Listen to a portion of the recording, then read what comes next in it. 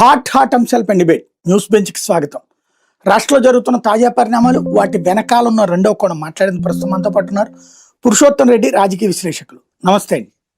నమస్తే సాయి గారు. పురుషోత్తం రెడ్డి గారు, నా మాట వినబడుతుంది కదా? వినిపిస్తుంది సాయి గారు. ఓకే. ఇవాళ ప్రధానమైనటువంటి అంశం రామ్మోహన్ నాయుడు చుట్టూ వివాదం. రామ్మోహన్ నాయుడు ఇండిగో వ్యవహారంలో సరిగ్గా డీల్ చేయలేదన్నటువంటి విమర్శలు, జాతీయ మీడియా టచ్ చేయటం, ఆర్నబ్ గోస్వామి లాంటి వాళ్ళు అది హైలైట్ చేయడం, దాని మీద ఆగ్రహంతో ఇదంతా భారతీయ జనతా పార్టీనే సృష్టిస్తోంది, అసలు ఇది మోడీ ఫెయిల్యూరు, కేంద్ర ప్రభుత్వం ఫెయిల్యూరు, రామ్మోహన్ నాయుడుకి ఏం సంబంధం, ఆయన కేవలం ఒక మంత్రి మాత్రమే, ఆయన ఎందుకు టార్గెట్ చేస్తున్నా, ఇది బీజేపీ కుట్ర, ఆర్నబ్ గోస్వామి బీజేపీ వాళ్ళ మనిషి కాబట్టి ఆ నెపమంతా తెలుగు వాళ్ళ మీద కేసేస్తున్నారు, రామ్మోహన్ నాయుడు మీద కేసేస్తున్నారంటూ పెద్ద ఎత్తున సోషల్ మీడియాలో విరుచుకుపడుతున్న అంశం. దీన్ని ఎలా చూడాలి? సాయి గారు, ఇప్పుడు సాధారణంగా ఒక వ్యక్తి పైన ఏమైనా మాట్లాడితే ఆ కులాన్ని అన్నట్టు, లేదా ఒక వ్యక్తి గురించి మాట్లాడితే ఆ ప్రాంతాన్ని అన్నట్టు, ఇవేమి సంబంధం? కొన్ని సందర్భాల్లో సంబంధం ఉండొచ్చు, కానీ అన్ని సందర్భాల్లో సార్వజనికం చేయలేము.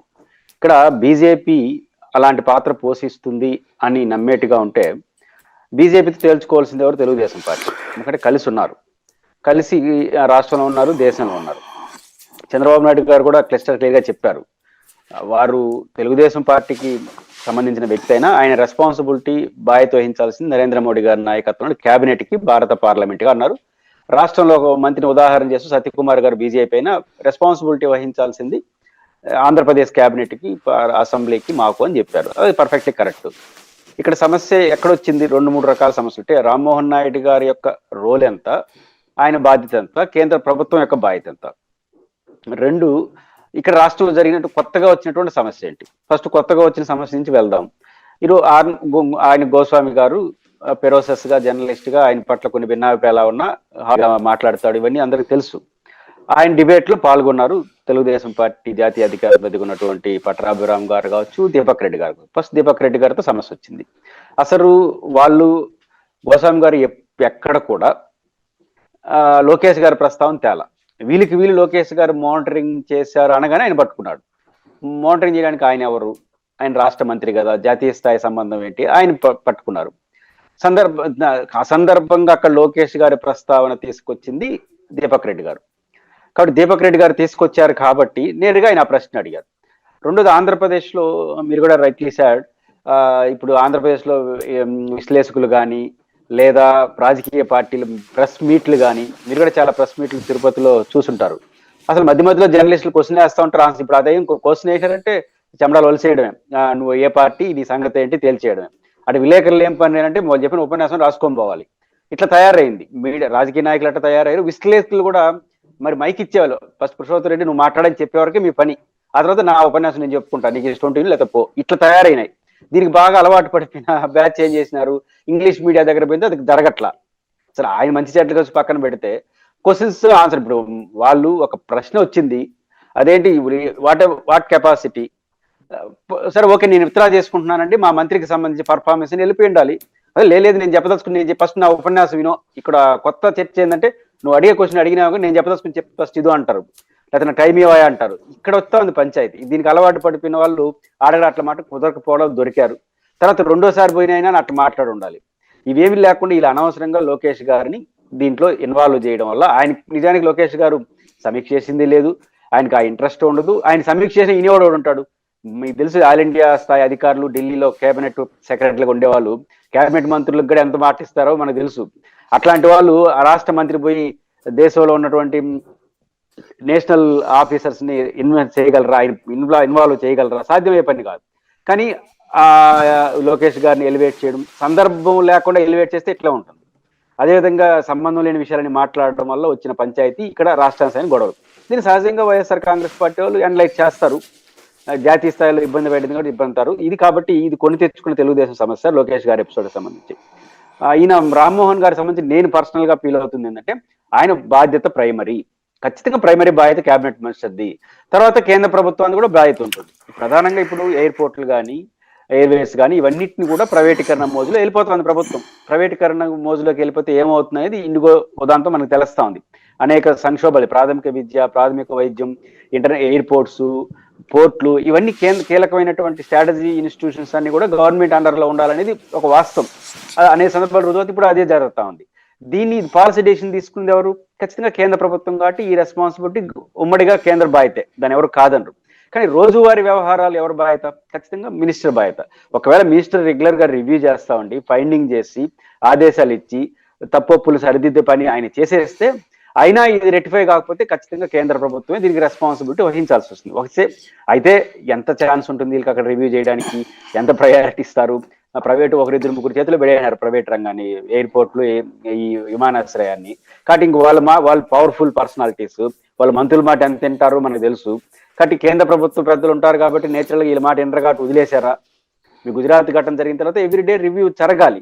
కాబట్టి ఇట్లాంటివన్నీ ఉన్నాయి. కాబట్టి ప్రైమరీ రెస్పాన్సిబిలిటీ రామ్మోహన్ నాయుడు గారిది, టోటల్ రెస్పాన్సిబిలిటీ కేంద్ర ప్రభుత్వానికి. కానీ ప్రైమరీ రెస్పాన్సిబిలిటీ అయినా నాకు సంబంధం లేదన్నట్టు మాట్లాడినా, లేదా అందులో లోకేష్ గారు జోక్యం చేసుకుంటారని మాట్లాడడం వల్ల ఇక్కడ పంచాయతీ వస్తుంది. ఇది తెలుగు జాతికి, తెలుగు ప్రజలకు. ఒకవేళ రామ్మోహన్ నాయుడు తెలుగువాడు, మరి తెలంగాణ వాళ్ళకి ఏం సంబంధం?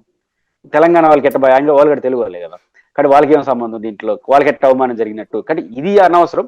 కాబట్టి అట్లాంటి అనుమానాలు ఉంటే వాళ్ళు బీజేపీతో తెలుసుకోవాలి తప్ప ఇది రాష్ట్రం, తెలుగు ఇవేం ఉండదు. అయితే ఇక్కడ మరొక ప్రధానమైనటువంటి అంశం ఏంటంటే, రామ్మోహన్ నాయుడు ఉదంతం ఒక అయితే, రెండోది అటల్ బిహారీ వాజ్పేయి ఉత్సవాలు ఒకటి చేస్తున్నారు. ఆ విగ్రహాలు పెట్టడానికి సంబంధించి అమరావతి అట్లాగే మచిలీపట్నం ఇట్లాంటి చోట్ల పెట్టడానికి ప్రిపేర్ అయినప్పుడు మచిలీపట్నం దగ్గర ఆపేసి ఎన్టీఆర్ సెంటర్ ఇదని మేము ఎప్పటి నుంచో అనుకున్నాము, మీరు మధ్యలో వచ్చి ఇప్పుడు ఎట్లా విగ్రహం పెడతారు అన్నటువంటి కోణంలో వాళ్ళని ఆపడం. ఓ పక్కన భారతీయ జనతా పార్టీ వీళ్ళు బాగా పూర్తిగా మమేకమైపోయి చంద్రబాబు గారు 15 ఏళ్ళు, జనసేన పవన్ కళ్యాణ్ గారు 15 ఏళ్ళు అని చెప్తున్నటువంటి సందర్భంలో ఇలాంటి ఇన్సిడెంట్స్, ఇప్పుడు ఈ ఇష్యూ కానీ ఆ ఇష్యూ కానీ బీజేపీ అగ్రనేతలకి లేదు, తెలుగుదేశం అగ్రనేతలకు లేదు. మధ్యలో ఈ సోషల్ మీడియాలో చేస్తున్నది వాళ్ళ వ్యక్తిగతం అనుకోవాలా, పార్టీ బిహైండ్ వ్యవహారాలు ఉన్నాయనుకోవాలా? రోడ్డు మీద అటల్ బిహారీ వాజ్పేయి విగ్రహాన్ని అడ్డుకోవడం లాంటి దాన్ని ఎలా చూడాలి? అంటే ఒకటి, అటల్ బిహారీ వాజ్పేయి ప్రోగ్రామ్ ని అడ్డుకునేంత సాహసం ప్రభుత్వ స్థాయిలో జరుగుతుందని నేను అనుకోను. అంత సాహసంలో కేంద్ర ప్రభుత్వం సీరియస్ గా అనుకుంటే. అయితే సాయి గారు 15 ఏళ్ళు చంద్రబాబు గారు ముఖ్యమంత్రి నాకు తెలిసి బీజేపీ అధికారికంగా కానీ జాతీయ స్థాయి నాయకత్వం ఇప్పుడు ఒప్పుకోదు. 15 రోజులు కూడా కంటిన్యూగా ఒప్పుకోదు. వాళ్ళు ఉన్న రోజులు ఉంటారు తప్ప వాళ్ళేమి రాసిచ్చేదే ఉండదు. ఆంధ్రప్రదేశ్ బీజేపీ నాయకులు చెప్తుంటారు. ఆంధ్రప్రదేశ్ బీజేపీ నాయకులకి చెప్పే స్టేట్మెంట్లకి జాతీయ బీజేపీ నాయకులు చెప్పే విధాన నిర్ణయాలకి ఎంత పొంతన ఉండదో మనం అనేక సందర్భాలు చూసాం. ఇప్పుడు రాష్ట్ర మంత్రి కూడా సత్యకుమార్ గారు ఒక సందర్భంలో మీకు గుర్తుంటే, ప్రీవియస్ గవర్నమెంట్ లో ప్రెసిడెంట్ ఆఫ్ ఇండియా ముర్ము గారిని ఎంపిక చేసినప్పుడు జగన్మోహన్ రెడ్డి మేము అడగకుండా మద్దతు ఇచ్చాడని చెప్పాడు ఆయన. వెంటనే జాతీయ నాయకత్వం, ఆ రోజున్న కేంద్ర మంత్రి, చాలా జలవనరుల శాఖ మంత్రి, సీనియర్ మంత్రి, ఆయన నేరుగా ఎక్స్లో స్పందిస్తూ మేము జగన్ గారిని అడగడమే కాదు, ఎలాంటి అభ్యర్థి ఉంటే బాగుంటుందో చర్చించామని చెప్పినాడు. దాంతో ఆంధ్రప్రదేశ్ బీజేపీ పరిస్థితి అర్థమైంది. కాబట్టి బీజేపీ నాయకులు ఎంత పూసుకున్న చివరికి వాళ్ళకి మేనిఫెస్టో కూడా చేతిలో పట్టుకోవడానికి నిరాకరించారు. దాంట్లో భాగస్వామ్యం కాల. కాబట్టి బీజేపీ ఎప్పుడు కూడా ఆ రిజర్వేషన్స్ పెట్టుకుంటుంది. వైట్ పేపర్ మీద లేదా బాండ్ పేపర్ మీద పవన్ కళ్యాణ్ గారు చెప్పినట్టుగా 15 ఏళ్ళు క్వశ్చనే లేదు. వాళ్ళు ఎన్ని రోజులు ఉంటారనేది చంద్రబాబు గారు ఇష్టాలే తప్ప బీజేపీ ఎక్కడ దీంట్లో భాగస్వాములు కాదు. కాబట్టి 15 ఏళ్ళ పంచాయతీ అనేది బీజేపీకి సంబంధం లేదు. అంటే ఆంధ్రప్రదేశ్ పరిపాలన విషయంలో కూడా ఇక్కడ స్థానిక బీజేపీ నాయకులు స్పందిస్తున్నారు తప్ప, ఎప్పుడు ప్రధానమంత్రి గారు వచ్చినప్పుడు జాతీయ స్థాయిలో జరుగుతున్న విషయాలు రాష్ట్రానికి ఆపాదిస్తున్నారు తప్ప, రాష్ట్ర ప్రభుత్వం అద్భుతంగా పనిచేస్తుందని మోడీ గారు ఏం చెప్పట్లా. ఖచ్చితంగా జాతీయ స్థాయిలో చేస్తున్న విషయాలు, మేము కేంద్ర ప్రభుత్వం రాష్ట్రానికి ఎట్లా సహాయం చేయబోతా ఉంది అని మాట్లాడుతున్నారు. ఒక మాట 2 మాటలు వారిని ఒక మాట అనేసిపోతున్నారు. ఇంత క్లియర్ గా బీజేపీ ఉంది. కాబట్టి బీజేపీ అక్కడ కూడా వన్ సైడెడ్ గా ఎవరితోనూ సహవాసం చేయదు. వాళ్ళ ప్రయోజనం వాళ్ళు చూసుకుంటారు. ఇక్కడ ఆంధ్రప్రదేశ్ లో ఉత్సాహం కొంతమంది చేస్తున్నట్టుగానే నేను చూస్తాను సోషల్ మీడియాలో. బీజేపీ అధికారిక నిర్ణయంగా నేర్చుకుని తెలుగుదేశం అధికారిక నిర్ణయంగా చూడలేం. కానీ తెలుగుదేశాన్ని సమర్థించే వాళ్ళు బహుముఖంగా ఉంటారు కదా. ఇప్పుడు తెలుగుదేశం పార్టీకి ఒక నష్టం జరిగితే తెలుగుదేశం డైరెక్ట్ గా ఎదుర్కోవడం ఒక పద్ధతి, ఇండైరెక్ట్ గా మీడియా ద్వారా తమకు కావాల్సిన వ్యక్తుల ద్వారా వీళ్ళు చెప్పలేని అంశాలు చెప్పించడం ఇంకో పద్ధతి. అది ఎప్పటి నుంచో కొనసాగుతుంది. అట్లాంటి ఏదైనా ఉంటే ఉండొచ్చు తప్ప ఇక్కడ కేంద్రం రాష్ట్ర పంచాయతీ కారణంగా రామ్మోహన్ నాయుడిని బదనాం చేయదలుచుకుంటే, వద్దనుకుంటే ఆయన నిమిషంలో సెటిల్ చేయగలరు బీజేపీ వాళ్ళు. బీజేపీ తెలుగుదేశం మీద ఆధారపడే లేదు. కాబట్టి జాతీయ స్థాయిలో ఈరోజు బీజేపీ నాయకులు కేంద్ర ప్రభుత్వం యొక్క మద్దతు రాష్ట్ర ప్రభుత్వం చాలా అవసరం వస్తుంది. రాజకీయంగా కాదు, ఫైనాన్షియల్ గా. కేంద్ర ప్రభుత్వం చిన్న ఇబ్బంది పెట్టేస్తే అతలాకుతలమయ్యే పరిస్థితి వస్తూ ఉంది. అది రాజధాని సమస్య కావచ్చు, ఇతర అంశాలు. చాలా పథకాలు కంబైన్డ్ గా చేసేయడం ఇవన్నీ చూసినప్పుడు కేంద్రం అవసరం రాష్ట్రానికి ఉంది. ఒకవేళ రాష్ట్ర ప్రభుత్వం తెలుగుదేశం మద్దతు ఉపసంహరించడం నిలబడే పరిస్థితుల్లో ఉన్నారు. కాబట్టి బీజేపీ ఆంధ్రప్రదేశ్ తెలుగుదేశంతో ఈ రోజు పంచాయతీ పెట్టుకుంటుందని నేను అనుకోను. అట్ ద సేమ్ టైం వాళ్ళు చాలా జాగ్రత్తగా వాళ్ళ పని వాళ్ళు చేసుకుంటారు తప్ప వీళ్ళు టార్గెట్ చేయడం కానీ వీళ్ళతో అతిగా సహవాసం చేయడం కానీ రెండు కూడా బీజేపీ చేయదు. తెలుగుదేశం పార్టీ అప్పుడప్పుడు చేస్తూ ఉంటుంది, కొన్ని ఇబ్బందులు వెనక ముందుకు నడుస్తూ ఉంటుంది. Parents teachers mega meeting, mega teacher parent meeting అన్నటువంటిది తీసుకొచ్చారు.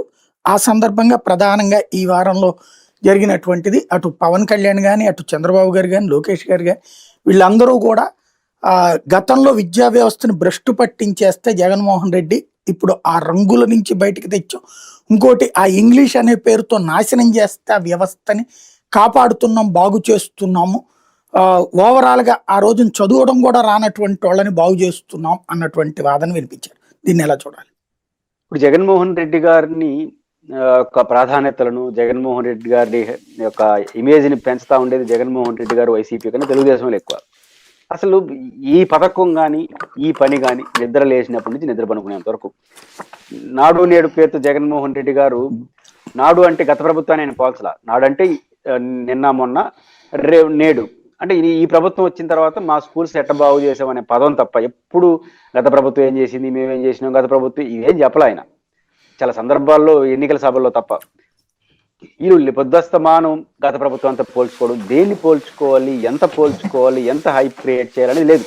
ఇప్పుడు మనం ప్రైమరీ టాపిక్లో మాట్లాడుకున్నప్పుడు ఆ గోస్వామితో వ్యవహరించిన తీరులో అదే కదా, ఎక్కడే మనం ఏవి ఏవిలేట్ చేసుకోవాలి, ఎక్కడ మనం ముద్ర వేసుకోవాలి, ఎక్కడ వేసుకోకూడదు, స్పృహ లేకపోవడం వచ్చిన సమస్య కదా అది. అంటే అన్ని చోట్ల జరుగుతూ ఉంది. ఇప్పుడు ఉదాహరణకు నాడు నేడు ఉంది. నాడు నేడులో జగన్మోహన్ రెడ్డి గారు తిరుగులేని ముద్ర పెట్టాడు అనేక రకాలుగా. ఉదాహరణ ఇంగ్లీష్ మీడియం కావచ్చు, లేదా స్కూల్స్ బాగు కోసం వేల కోట్ల రూపాయలు పెట్టి స్కూల్ బాగు చేయడం. నాడు నేడు పేరుతో విద్యా సంస్థలు, ప్రాథమిక పాఠశాలను ఆయన తీర్చిదిద్దే క్రమంలో వైఎస్ఆర్ కాంగ్రెస్ పార్టీ శ్రేణి నుంచి తీవ్ర వ్యతిరేకత వచ్చింది. ఏ వ్యతిరేకత? ప్రోగ్రామ్ పైన కాదు, కనీసం అవి 10,000 కోట్లు 15,000 కోట్లు పెడుతున్నాడు, ఆ 10,000 కోట్ల రూపాయలు కాంట్రాక్ట్ ఇచ్చినా కనీసం దాంట్లో 10% మిగిలినట్టు కదా అనే వాళ్ళు చాలా ఒత్తిడి చేశారు. ఆయన సీరియస్ గా పేరెంట్స్ ఆఫీసర్లకు ఇచ్చి రూపాయి పక్కకు పోకుండా చేసుకోవడం కోసం చేసిన మురళీ గారిని అడ్వైజర్ గా పెట్టి ఆయన పూర్తి స్వేచ్ఛనిచ్చి కాబట్టి ఈ ప్రాథమిక విద్య విషయంలో జగన్ గారు చాలా రెప్యుటేషన్ వర్క్ చేశారు, అదొక వాస్తవం.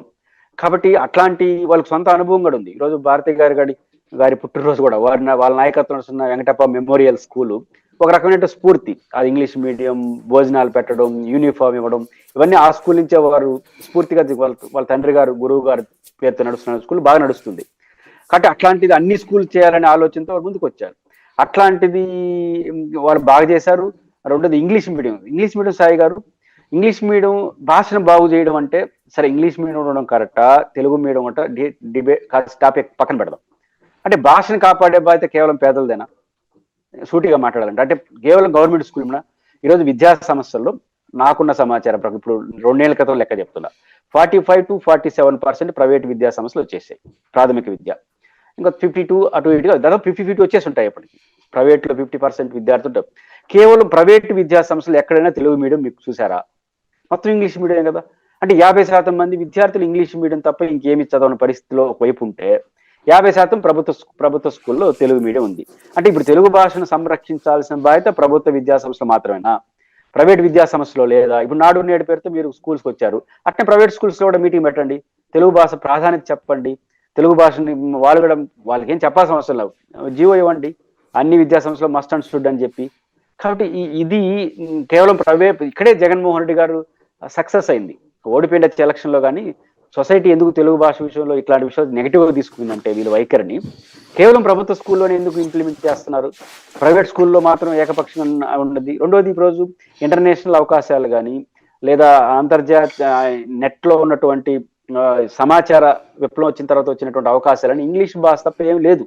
ఈరోజు ఒక ఇరిగేషన్ గురించి అలాంటి వాళ్ళు స్టడీ చేయాలంటే గూగుల్కి పోతే ఇంగ్లీష్ తప్ప తెలుగు రావట్లేదు, చాలా పరిమితులు వస్తున్నాయి. కాబట్టి ఆధునిక పరిజ్ఞానం, సాంకేతిక పరిజ్ఞానం ఇంగ్లీష్లో దొరుకుతా ఉంది. 2 ఇంటర్నేషనల్ గా అవకాశాలు వచ్చినప్పుడు ఇంగ్లీష్ అవసరం వస్తూ ఉంది. సో ఇంగ్లీష్ మీడియం ప్రైమరీ నుంచి వెళ్ళడం అనేది అవసరము అనేది ఒక వాస్తవంగా సమాజం ముందు ఉంది. దానివల్ల చెడిపోయినారని మాట్లాడితే ఇంకా అర్థం లేని వాదన అవుతుంది. అదే మీ విధానం అనుకుంటే గవర్నమెంట్ ప్రైవేట్ స్కూల్లో కూడా ఇంగ్లీష్ మీడియం ప్రభుత్వ స్కూల్ ఎట్ట మీరైతే నిర్వహిస్తున్నారు అట్లా పెట్టి చూద్దాం. ఆడ మాత్రం పెట్టుకుని ఏడు పెడతానంటే పేదలకు ఒక న్యాయం, ధనికులకు ఒక న్యాయం చర్చ ఖచ్చితంగా వస్తుంది.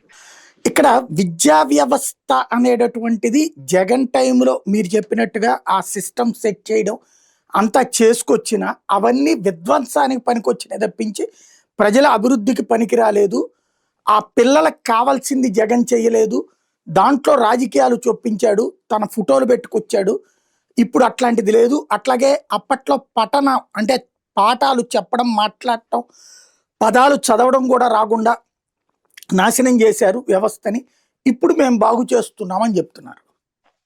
మార్పు అయితే ఒకటి ఉంది. అదేంటంటే అప్పుడు జగన్ గారి ఫోటోలు ఉన్నాయి, ఇప్పుడు ఫోటోలు లేకుండా ఉండొచ్చు. ఇదే మార్పా, అదే కలర్ల మార్పా? ఇది కాదు కదా మౌలికమైన అంశాలు. రెండోది సాయి గారు, అదే టీచర్లు, స్టూడెంట్స్ మారుతూ ఉంటారు. అదే విద్యా వ్యవస్థ, అదే పాఠశాలలు మెరుగు కావడం లేదా సస్టైన్గా అట్లే ఉండడం. ఇంతకు మించిన అటు ఇటు చేయడం కాదు. ఒకటి ఇంగ్లీష్ మీడియం వచ్చేసరికి అదే టీచర్లు ఉండడం వల్ల వాళ్ళు తెలుగు మీడియంలో చెప్పినంత పర్ఫెక్ట్గా ఇంగ్లీష్ మీడియం చెప్పడం లోపాలు ఉంటే అట్లాంటివి ఏదైనా మాట్లాడితే దాన్ని అర్థం చేసుకుని దాన్ని స్టడీ సరిదిద్దచ్చు. అంతకు మించిన మార్పు మీరేం చేశారు? గత ప్రభుత్వం మౌలిక వసతులు బాగా కల్పించింది, అందరికీ కనపడతా ఉంది. అనేసంలో 1-2 సార్లు పవన్ కళ్యాణ్ కూడా టంగ్ స్లిప్ అయి చెప్పారు. ఇప్పుడు మీరు ఏం మార్పు తీసుకొచ్చారు? ఇంగ్లీష్ మీడియం స్థానంలో తెలుగు మీడియం తీసుకురావడం ద్వారా ఇంగ్లీష్ మీడియం బోధించే ఇబ్బందులు సరళతరం చేసే వరకు ఏమైనా చేసి ఉంటారా? అంతవరకు చెప్తే సరిపోతుందేమో. అదర్ దెన్ మీరు ఏం మార్పు చేసేసినారు? లేదా కలర్లు మార్చారు పుస్తకాల్లోనూ, లేదా బ్యాగుల పైన ఆయన పేరు. ఇది కాదు కదా విద్యార్థులు నేర్పించకపోయేది. కాబట్టి గత ప్రభుత్వం చేసిన దానికన్నా బెటర్గా మేము ఏం చేశామని చెప్పడానికి అవసరం కూడా లేదు. బేసిక్గా మీరు చేసే పనులు చేస్తుంటే అదే బెటర్గా చూపిస్తుంది సమాజం ముందు. జగన్మోహన్ రెడ్డి గారు ఏం చేసినా విధ్వంసం అని చెప్పడం అనేది ఒక రివాజు. విధ్వంసం అంటారు, మరి అదే పనులు వీళ్ళు చేస్తుంటారు. ఉదాహరణకు ఈరోజు ఆదానితో ఎంత ఎంత చేసుకున్నారు? దాదాపు 500 కోట్లు జగన్మోహన్ రెడ్డి కరప్ట్ చేసేసినాడు ఆదాని అన్నాడు. మరి ఆ కరప్ట్ చేసేసినట్టు నిజమని మీరు నమ్మేట్టుగా అంటే మళ్ళీ ఇప్పుడు ఆయన పొత్తు పెట్టుకోవడం, ఆయనతో మాట్లాడుకోవడం, ఆయనతో సపరేట్ కూర్చోవడం. ఒకటన్నా చూడండి, గత ప్రభుత్వం చేసిన దాంట్లో ఇది మౌలికమైన మార్పు. పెన్షన్స్ వాళ్ళు 3,000 ఇస్తే మీరు 4,000 ఇస్తున్నారు. వాళ్ళు వాలంటీర్లతో పంచితే మీరు మీ పార్టీ నాయకులు ఈ వ్యవస్థతో మళ్ళీ మీరు పంచుతున్నారు. రైతు భరోసా వాళ్ళు ఇచ్చినట్టు మీరు ఇస్తున్నారు, కొంత పెంచారు. ఏది కొత్తగా మీరు చేసింది? ఒక అమరావతి రాజధాని విషయంలో ఆయనకు ఉల్టాగా ఆలోచిస్తున్నారు తప్ప మిగతా ఎదర్దని అన్ని కూడా ఆయన కొనసాగింపారు. చివరకు భూముల సర్వే కూడా అదే చేస్తున్నారు. కాబట్టి ఉల్టాగా చేసేది ఒక రాజధాని విషయంలో తప్ప ఇంకే విషయంలో ఉల్టాగా లేకపోగా దాన్ని బలపరుస్తూ చేసుకుంటూ పోతున్నారు. కాబట్టి గత ప్రభుత్వం విధ్వంసం అంటే మనం ఏమనాలి? ఆయన 1,00,000 కోట్లు అప్పు చేస్తే మీరు 1,60,000 కోట్లు అప్పు చేసినారు. కాబట్టి అప్పుల్లో కానీ అన్నింటిలో కానీ ఆయనకన్నా బెటర్గా పరిపాలనలో ఆయన చేసిన దారిలో ఇంకా బెటర్గా చేయడం తప్ప ఇంక ఇదేం చేస్తున్నారు మన అదనంగా అనేది వాళ్ళు ఆలోచించుకోవాలి. కాబట్టి ఇట్లాంటివి వీలైనంత వరకు తగ్గించుకొని 90% వాళ్ళ గురించి 10% విమర్శలు చేస్తే ప్రజలు కొంత సానుకూలం తీసుకుంటారు. మీరు 90% వాళ్ళని విమర్శించుకుంటా అంటే వాళ్ళే బెటర్ ఏమన్నా ఒక నిర్ణయాన్ని ప్రజలు వస్తారు. రైట్. మరొక ప్రధానమైన అంశం, చంద్రబాబు గారు నేను సుదీర్ఘంగా వివరణ ఇచ్చుకొచ్చారు. రాష్ట్ర ఆర్థిక వ్యవస్థ వాస్తవంగా జిఎస్టీ వరుసగా లాస్ట్ 2 months నుంచి మైనస్ ఉంది, అంతకుముందు ఒక 2 months ప్లస్ ఉంది, అంతకుముందు మళ్ళీ మైనస్లు లేకపోతే 0 రేంజ్లో ఉంది. జిఎస్టిపి గ్రోత్ అసలు అద్భుతంగా సాగుతోంది, కేంద్రం కంటే ఎక్కువ సాగుతోంది. మరొక వైపు చూస్తే జగన్ టైంలో ఒక 7 లక్షల కోట్ల విధ్వంసం జరిగింది అన్నటువంటి చెప్తున్నారు. దీన్ని ఎలా చూడాలి? 7 లక్షల కోట్లు, 10 లక్షల కోట్లు, 12 లక్షల కోట్లు మినిమం ఇదే ఉండదు. ఉదాహరణకు వాళ్ళకు నాకు తెలిసి శ్వేతపత్రాలు లీక్ చేశారు. ఆ శ్వేతపత్రాలు ఇవేం కనపడవు మనకు. అంటే ఏ రోజుకు ఆ రోజు లక్షల కోట్లు చెప్పేయడం విధ్వంసం, లక్షల కోట్లు అప్పులు, రాష్ట్ర ఆర్థిక పరిస్థితి బాగలేదు. ఇదే రోజు అంటే మాట్లాడడం వల్ల ప్రజలు ఒకరోజు నమ్ముకుంటారని ఏమని అనుకుంటారని తెలియదు. కానీ ఎట్లా 7 లక్షల కోట్లు ఏమి లెక్క అర్థం కాదు. ఇది 12 లక్షల అప్పు పురంధేశ్వర్ లాగా గారిలాగా, లేకపోతే 14 లక్షల కోట్ల అప్పు అని మనలాగా ఆ లెక్క కానీ ఇది కానీ తేలిపోతుందో లేదు చూడాలి. బేసిక్గా జిఎస్టిబి ఎందుకు తగ్గుతుంది, ఎందుకు పెరుగుతుంది? బేసిక్గా గ్రోత్ రేట్ ఎప్పుడు కూడా ఆల్ ఆఫ్ సడన్ పెరిగిపోవడం, ఆల్ ఆఫ్ సడన్ పడిపోవడం జరగదు. జగన్మోహన్ రెడ్డి గారు ప్రతి ఏటా ఒక క్రమ పద్ధతిలో 3 నెలలకో 6 నెలలకో ఒక క్రమ పద్ధతిలో వివిధ సెక్షన్ల వారీగా డబ్బులు వాళ్ళ ఖాతాలో జమ చేశాడు. సహజంగా పేదలు బిలో మిడిల్ క్లాస్ వల్లే వీళ్ళు ఉంటారు. వాళ్ళ చేతిలో డబ్బు వస్తే వెంటనే వాళ్ళు పెట్టుబడులు ఏం పెట్టరు, పొదుపు కూడా చేసుకోరు, ఖర్చు పెడతారు. సో ఆ రకంగా 2 నెలలకు ఒకసారి 3 నెలలకు ఒకసారి సెక్షన్ల వారీగా ప్రజల చేతుల్లో డబ్బులు రావడం వల్ల ప్రభుత్వం ఇచ్చే డబ్బులే కావచ్చు, అది మళ్ళీ వస్తువుల కొనుగోలు అవుతుంది. వస్తువు కొనుగోలు ద్వారా జిఎస్టీ, దాని ద్వారా కేంద్రానికి రాష్ట్రానికి ఆదాయం వచ్చింది. ఈ ప్రభుత్వం వచ్చినప్పుడు కొన్ని పథకాలు అమలు చేస్తున్నారు, కొద్ది కాలం అమలు చేయట్లేదు. సో ఖచ్చితంగా దాని యొక్క ఇన్ఫ్లుయెన్స్ పడతా ఉంది. పథకాలు మీరు 2 నెలల క్రితం బాగుండి 2 నెలలు లేకపోతే ఇప్పుడు ఏంటి 2 నెలల క్రితం కొన్ని పథకాలు వచ్చినాయి, అమ్మఒడి లాంటి పథకాలు. కాబట్టి సంక్షేమ పథకాల అమల్లో అప్ అండ్ డౌన్స్ అనేది జిఎస్బిలో తేడా కనిపిస్తా ఉంది. అయితే ఇంకా ఈ జీవితకాలం సంక్షేమ పథకాలు ఇచ్చుకుంటానే జిఎస్బి రావాలా? గ్రోత్ రేట్ వివిధ దశల్లో పెరుగుతుంది. వీరనుకున్నట్టు సంపద సృష్టి, వీరనుకుంటూ పరిశ్రమలు రావడం, దాని చుట్టూ వైట్ కాలర్ ఎంప్లాయీస్ రావడం, పొదుపు రావడం, ఇవన్నీ ఒక 3 ఏళ్ళకో 4 ఏళ్ళకో ఒకవేళ ఈరోజు ఆ పునాదిలో లేస్తా ఉంటే దాని ఫలితం 3-4 ఏళ్ళ తర్వాత వస్తుంది, ఈ రోజు రాదు. ఈ రోజుకి రోజు వచ్చే ఆదాయ వ్యయాలని కూడా మన ప్రభుత్వానికి గతంలో లాగా మనీ ట్రాన్స్ఫర్ డిపిటి సిస్టమ్ ఏదైతే ఉందో అది మాత్రమే జిఎస్డిబిలో తేడా కనిపిస్తుంది. చంద్రబాబు గారు తాను చెప్తున్నట్టుగా చేస్తున్నట్టుగా అనుకుంటున్నట్టుగా జరిగే మంచి అయినా డెవలప్మెంట్ అయినా అది వీళ్ళు ప్రభుత్వం చివరి సంవత్సరంలో వస్తే రావాలి, నిజంగా చేస్తూ ఉంటే. అది దాన్ని రాదు. కాబట్టి మీరు సంక్షేమ పథకాలు ఏ మేరకు అమలు చేస్తారనే దాన్ని బట్టి హెచ్చు తగ్గులు ఉంటాయి. రైట్. అంటే ప్రభుత్వం చెప్పేటటువంటి దాంట్లో ప్రధానంగా ఖర్చులు, అంటే ఇప్పుడు కరెంట్ ఛార్జీలు కూడా మేము తగ్గించాం, 18 నెలల్లో దారిని పెట్టేశాం, గాడిని పెట్టేశాం, మళ్ళీ అలాంటి వ్యక్తి వస్తే ఆర్థిక వ్యవస్థ పతనం తప్పించి మరొకటి ఉండదు అన్నది ప్రజలు చాలా బలంగా ముద్ర వేసే ప్రయత్నం చేస్తున్నారు. ఇప్పుడు కరెంట్ ఇట్లాంటి విషయాలు మానుకుంటే మంచిది. నేను కూడా ఒక వినియోగదారుని, ఆంధ్రప్రదేశ్లోనే ఉంటాను, అపార్ట్మెంట్లో ఉంటాను, సొంత అపార్ట్మెంట్లో.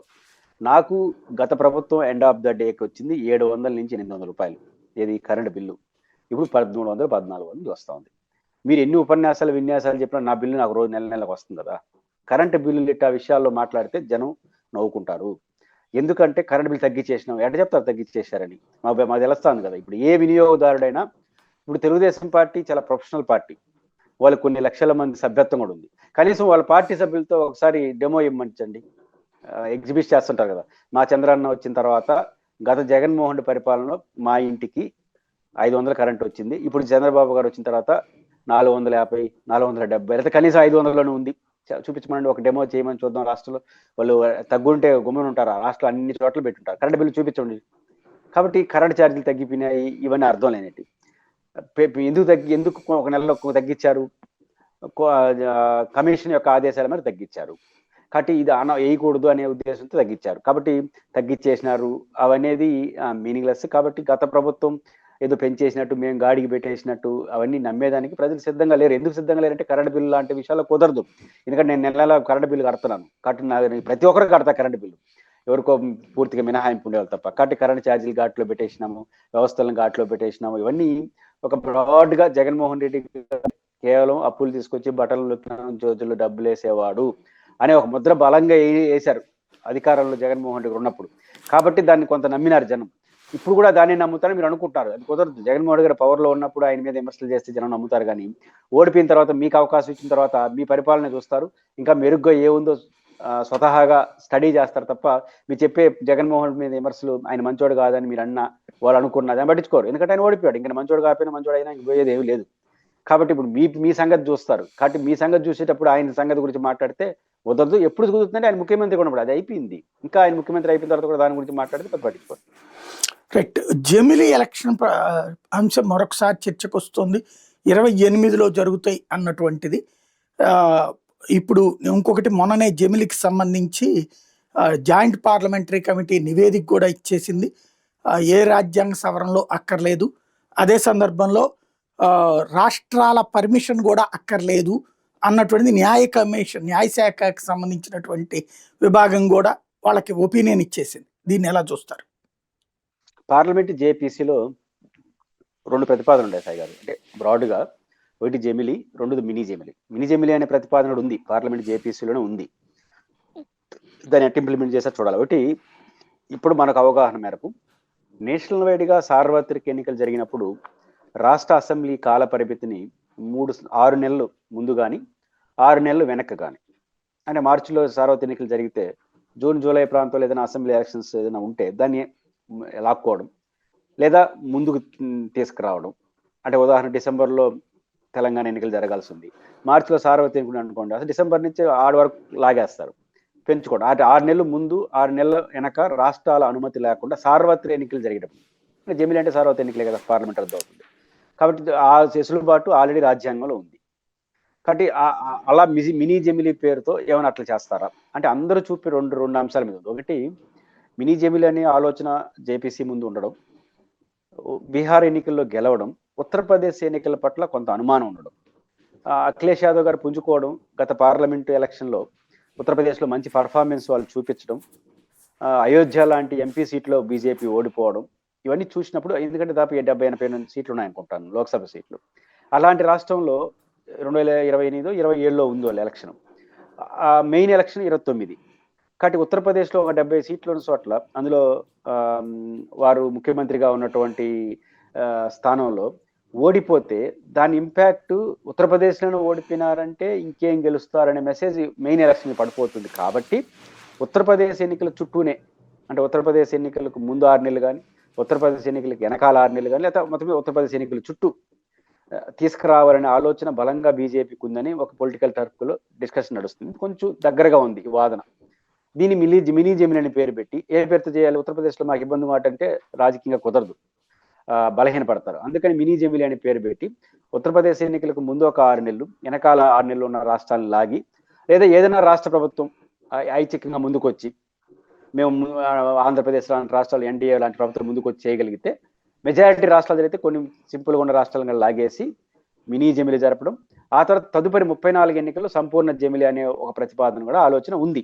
అయితే ఇక్కడ మేజర్గా లీగల్గా వస్తున్న ప్రధాన సమస్య ఏంటంటే, దానికి ఏమని రాజ్యాంగబద్ధమైన సెక్యూరిటీస్ తెలియదు. ఉదాహరణ, ఇప్పుడు ఆంధ్రప్రదేశ్లో జమిలీ ఎన్నికల్లో భాగంగా గెలుస్తారు, ఒక పార్టీ వస్తుంది, మధ్యలో ఆ ప్రభుత్వం కూలిపోతుంది, మళ్ళీ 5 ఏళ్ళు ఏం చేయాలి? లేదా ఈ రాష్ట్రం కోసం వాళ్ళు అందరినీ చేస్తారా, ఇతర రాష్ట్రాలను చేస్తారా? లేదా పార్లమెంట్లో యూపీఏ లాంటి ప్రయోగాలు జరుగుతాయి, ఒక 6 నెలలకు, సంవత్సరం, 2 నెలలకు పడిపోతుంది, మళ్ళీ వాళ్ళు పడిపోతారు కూడా దేశంలో అన్ని రాష్ట్రాలు పడగొడతారా? లేకపోతే ఈ 5 ఏళ్ళు ఏం చేయాలి? ఇట్లాంటి మౌలికమైన ప్రశ్నకు న్యాయ విభాగం ముందు, ఇక్కడ వీళ్ళు ఎన్ని సలహాలు వచ్చి సుప్రీంకోర్టు ముందు కొన్ని సమస్యలు వస్తున్నాయి. దీన్ని ఎట్లా అడ్రస్ చేస్తారో తెలియట్లేదు. అందువల్ల మినీ జమిలీ లాగా చేస్తారా, దానికి ఏమైనా సెక్యూరిటీ కల్పిస్తారా అనేది చూడాల్సిన అవసరం ఉంది. అందువల్ల మినీ జమిలీ అంటే ఏ పంచాయతీ లేదు, మినీ జమిలీ అంటే చట్టబద్ధత ఏం జరగదు, చట్టమే ఆమోదించరు. మినీ జమిలీ ప్రయోగం చేస్తున్నాం అని చెప్పేతో ముందుకు వస్తారు. ఆ రకంగా ఉత్తరప్రదేశ్ ఎన్నికల చుట్టూ జరుగుతాయనే చర్చ నడుస్తుంది.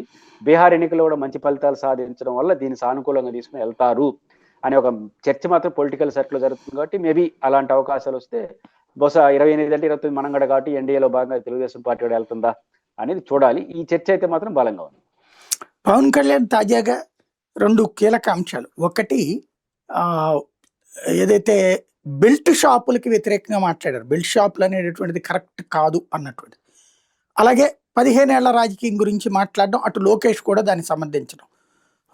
ఆయన కూడా ఇదివరకు లేదు, తెలుగుదేశం కూడా చంద్రబాబు గారు, ఇటు లోకేష్ గారు కూడా 15 సంవత్సరాలు ఖచ్చితంగా ప్రభుత్వం ఉంటుంది అన్నటువంటి.